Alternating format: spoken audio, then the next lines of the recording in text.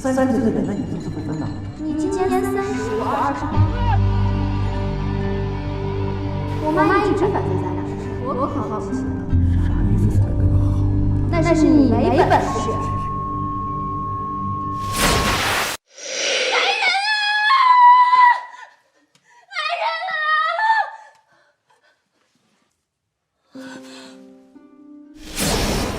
你今天就是说出大天去，我也不答应。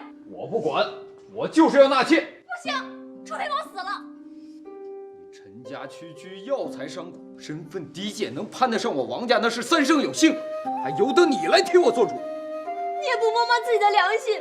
我陈家虽然卑微，可好歹也是你名门正娶的媳妇儿。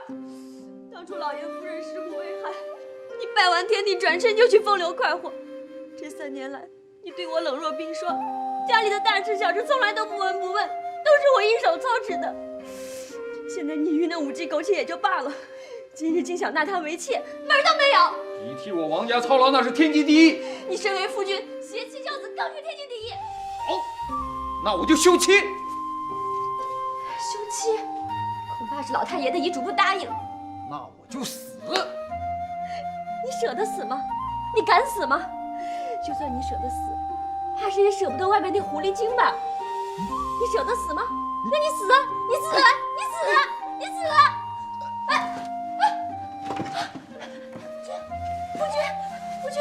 夫君，就是真逼你，你也得有这胆儿啊！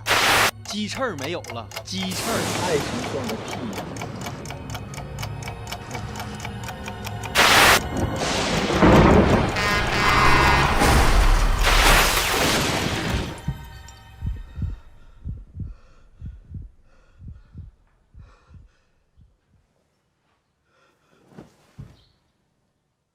来人呐！有人吗？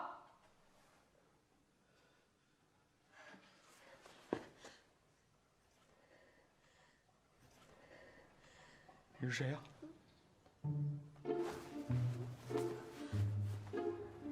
我手机呢？把我手机给我！我靠！看来昨天晚上真是喝大了，怎么跑剧组来了？子豪，你可感觉好些？哎呀，行了，别演了，把你们导演叫来，我要跟他聊聊。导演，子豪，昨晚……哎，等等，你怎么知道我叫子豪？我当然知道了。你们拿了我的身份证。等等，你们是怎么把我弄来的？你们有什么企图？你们是哪个单位的？有什么权利这么做？夫君，妾身是你的家人啊，你都不记得了吗？我衣服呢？把衣服还我，还有我的手机。钱包我不要了，钱我也不要了。你总得把身份证给我吧？这说的都是什么呀？这衣服你不是穿在身上的吗？我想起来了，我被卡车撞了。我是不是死了呀？我还有一把老腰子呢。夫君，你是病了吗？你是不舒服啊？等等，谁是你夫君啊？我刚分手，哪来的媳妇儿？你说实话，你叫什么名字？到底有什么企图？夫君，你不记得妾身了吗？是你的发妻雪影啊！发妻雪影？你别哭了，别哭了。看来我是真记不起来了。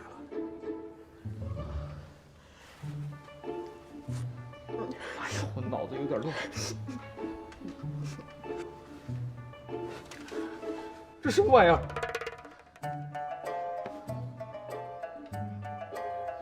你能帮我好好回想回想吗？这是哪儿啊？这是侯爷府，是咱们家呀。家？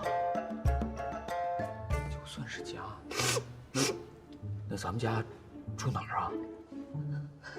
夫君，你不会连这都想不起来了吧？咱们家在长安啊。长安？你为什么叫长安人不叫西安？难道你是大汉民族主义？好吧，最后一个问题，咱们这儿解放了，咱们家是不是地主啊？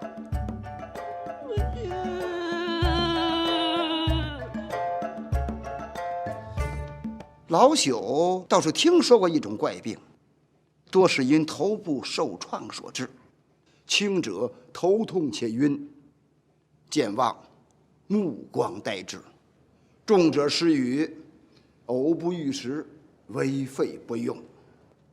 老朽妄自猜想，这小侯爷怕不是得了这种病吧？那可怎么办？我只是一时气急，没想到却气坏了夫君，我真该死。夫妻同苦共甘，棒打鸳鸯不散。夫人您行了，这都什么时候了，你还一套一套的。周大夫，这小侯爷的病到底有的治没得治啊？扎上一扎，兴许有效。嗨，这何谓扎上一扎呀？就是扎穴道，有4阴针、4阳针、4大总针、8法神针、9转还阳针、马丹阳12针、鬼门13针。这听着邪乎，这咋还兴许奏效呢？俗话说得好，扎一针胜过吃10副药，扎针拔罐，病好一半。那太好了，那快扎吧！且慢，俗话又说呀，宁开10副药，不动1分针。这到底扎还是不扎呀？不扎。我还是给小侯爷开10副药吧。夫人，药方在此。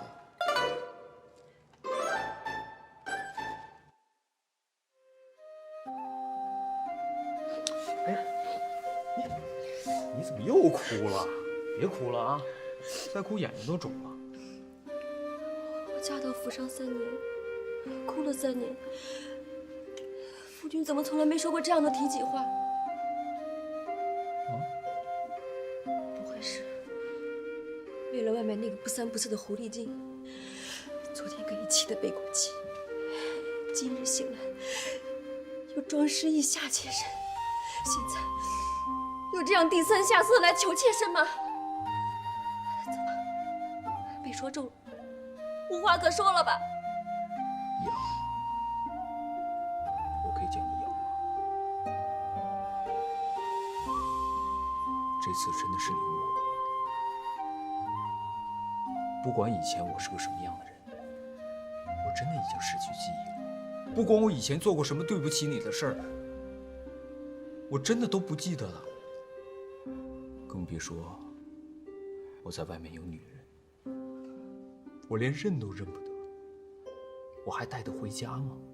既然我们俩是夫妻，那我们就得感情和睦，家庭圆满。我既然娶了你，就要对你、对这个家负责任到底。原来的事既然已经忘了，就不要再提了。不管以前那个我伤害了你多少，就让现在的我给你一点一点的补偿。娘，我真的很饿呀，咱们俩能不能先弄点吃的再说呀？日子还长着呢。周大夫说，夫君体虚，要少吃多喝。妾身这就去准备。哎，等一下，我的衣服呢？怎么穿来着？有点忘了。里边没扣上，这都怎么扣的呀？这个。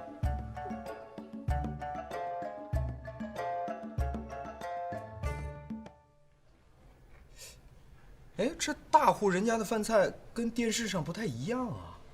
那些整只猪、整只羊、烧鸡啊、生猛海鲜什么的都在哪儿呢？又不祭祖，哪来的猪羊？还殿试呢。夫君能考上个县试、府试，妾身就替夫人和老爷烧高香了。算了，跟你们说话说不明白，先吃饭吧。吃完饭你带我在家里边转转，我好熟悉一下地形啊。大呀，真他妈大，不是一般的大呀！